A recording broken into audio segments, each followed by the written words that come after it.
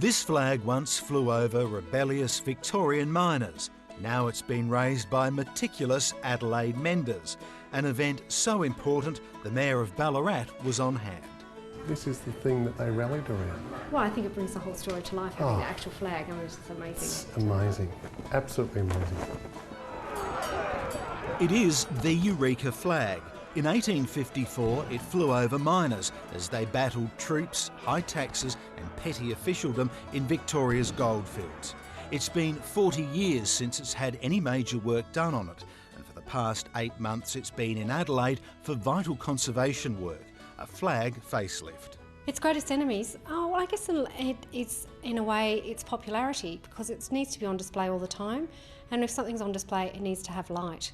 So light is always a problem for textiles. It always causes damage. Oh, as someone who was born in Ballarat and have seen the flag all my life in various stages of my own age, to see it now, restored and resplendent as it is just breathtaking. This is the first time the Eureka flag has ever left Victoria.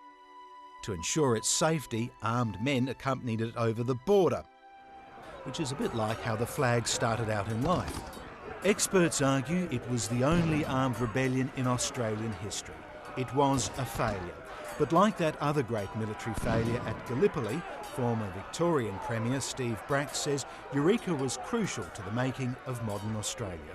It was our equivalent of the public standing up for democracy. No taxation without representation was the cry in the goldfields. But it was a significant event, really, and no coincidence, really, when you think that 2 years after that, the Victoria, for the first time, had the right to vote. Imagine being at the monster meeting whereby you had a flagpole hewn from an old bush tree and the flag flying so proudly and so boldly for that great number of miners to rally thereunder. After the battle, the flag was ripped down by a trooper. Kept by his family and given to the Ballarat Council in the 1900s.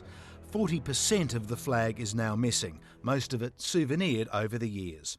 Despite knowing where many bits are, conservator Kristen Phillips says it was decided not to reunite them with the flag. To get them back into location, we'd be guessing where they went, and they will aesthetically look quite strange.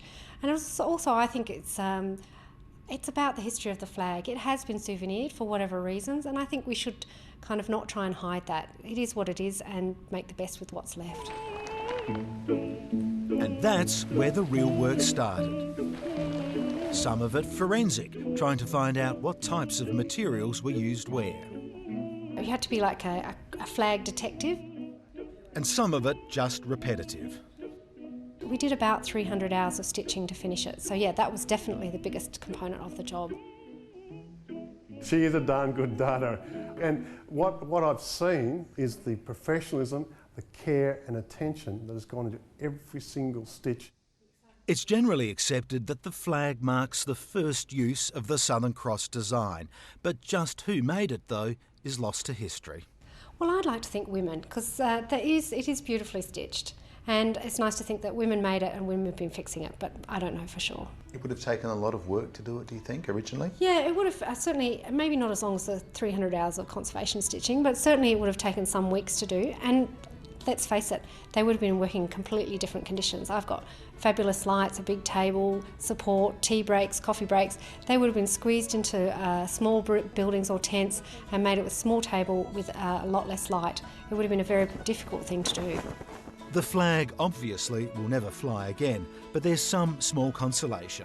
After being stitched to a new woolen backing cloth, the flag is now suspended on a super strong, lightweight frame, made from the same aluminium honeycomb used to build aircraft. Soon it will go back to Ballarat and it's hoped the new Eureka Centre, where patron Steve Bracks believes the original flag of the Southern Cross will continue to inspire. Well, I think it's a symbol of something that's bigger, and that is democracy, participation in the affairs of the community in which you live, and standing up for your rights.